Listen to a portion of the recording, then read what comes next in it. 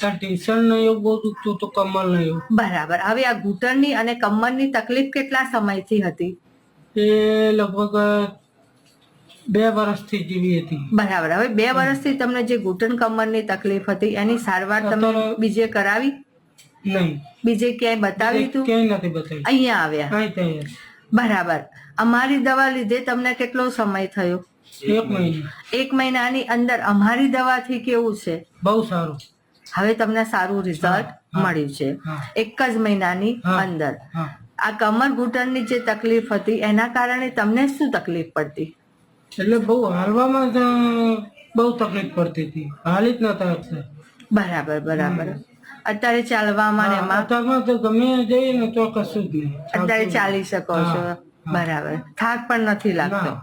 ચાલવું હોય એટલું ચાલી શકો છો. સરસ ભાઈ, આપને બેસ્ટ રિઝલ્ટ મળ્યું છે 1 જ મહિનાની અંદર.